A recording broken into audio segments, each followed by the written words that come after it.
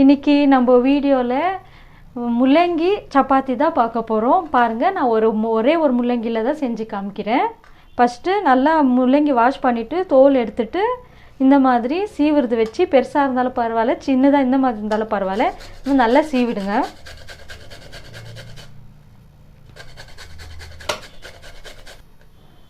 பாருங்க இந்த மாதிரி ஃபுல்லா திருவிடுங்க. பெருசு இருந்தா கூட அதுல கூட பண்ணிக்கோங்க. இதுல நல்லா இந்த சின்னதா வரும்.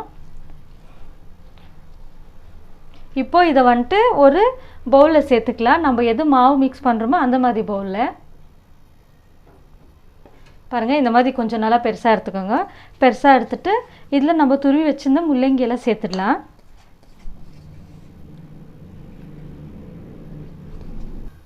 அப்புறம் கோதுமை மாவுல தான் செய்றேன். கோதுமை மாவு ஒரு கப் அளவுக்கு சேர்த்துக்கங்க.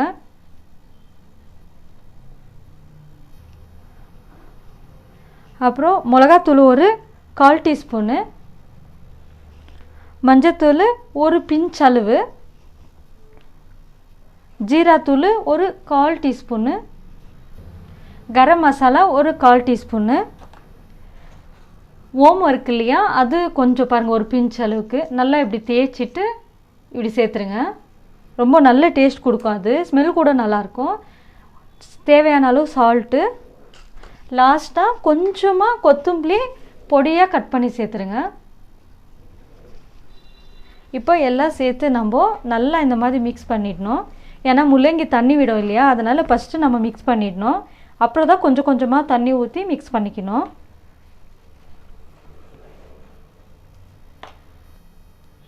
பாருங்க இந்த அளவுக்கு இப்போ எல்லாம் நல்லா ஒண்ணா மிக்ஸ் ஆயிடுச்சு. இப்போ நம்ம எந்த மாவு பதத்துக்கு கொஞ்சம் கொஞ்சமா தண்ணி தெளிச்சு பிசைஞ்சிடணும். ரொம்ப தண்ணி ஊத்தாதீங்க. ஏன்னா முள்ளங்கி தண்ணி விடுறதுனால நமக்கு தண்ணி ஆயிடும். பாருங்க இந்த அளவுக்கு பிசைஞ்சாச்சு. இப்போ ஒரு டீஸ்பூன் அளவுக்கு எண்ணெய் சேர்த்துருங்க. எண்ணெய் சேர்த்துட்டு இப்போ இதையும் நல்லா பிசைஞ்சிடலாம்.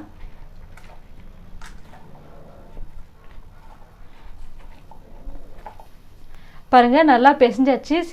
சேம் டு சேம் சப்பாத்தி மாவு மாதிரி தான். இது ஊற வைக்கிறதெல்லாம் ஒன்றும் வேண்டாம். நீங்கள் ஊற வச்சிங்கன்னா தண்ணி விட்டுடும். உடனே செஞ்சிடலாம்.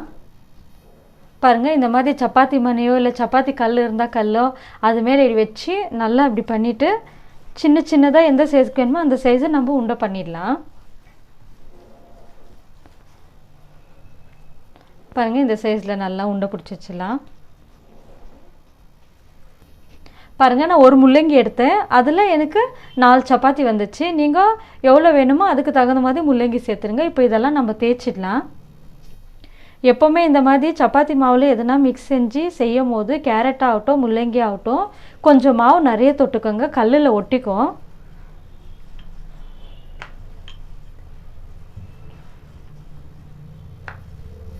பாருங்க இந்த மாதிரி தேய்ச்சிருங்க. நல்லா மெலிசா நல்லா வருது. நல்லா ஒட்டாமல் 4 சப்பாத்தி இதே மாதிரி தேய்ச்சிடலாம். பாருங்க 4 சப்பாத்தி தேய்ச்சாச்சு. இப்போ ஒரு தவா வச்சு இதை இப்போ போட்டு எடுத்துடலாம். தவா இல்லைன்னா கடாய் மாதிரி இருந்தால் கூட அதில் போட்டுருங்க. பாருங்க இந்த மாதிரி வச்சுக்கோங்க. இந்த மாதிரி இருக்கிறதுல தான் நம்ம போட்டு எடுக்க முடியும். இல்லைன்னா தவா வச்சிடுங்க. இப்போ இது காஞ்சிச்சு. இப்போ இது ஒரு சைடு ஆயிடுச்சு. நம்ம திருப்பி போடலாம். எண்ணெய் ஊற்றிடுங்க 2 சைடும்.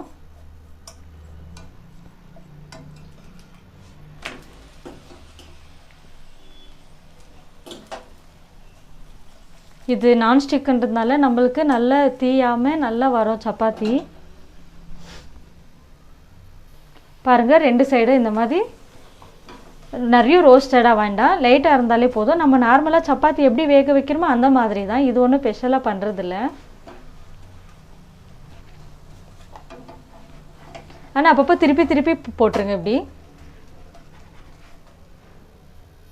பாருங்க 2 சைடும் வெந்தாச்சு. இப்போ நம்ம இதை எடுத்துடலாம்.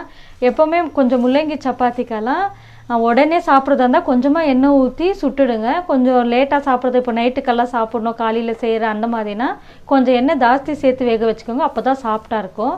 இல்லைன்னா ஒரு மாதிரி ட்ரை ஆன மாதிரி இருக்கும். பாருங்கள் இது ஆயிடுச்சு. எடுத்துடலாம். எடுத்துட்டு நம்ம திரட்டி வச்சுருந்தா எல்லாமே இதே மாதிரி சுட்டு எடுத்துடலாம்.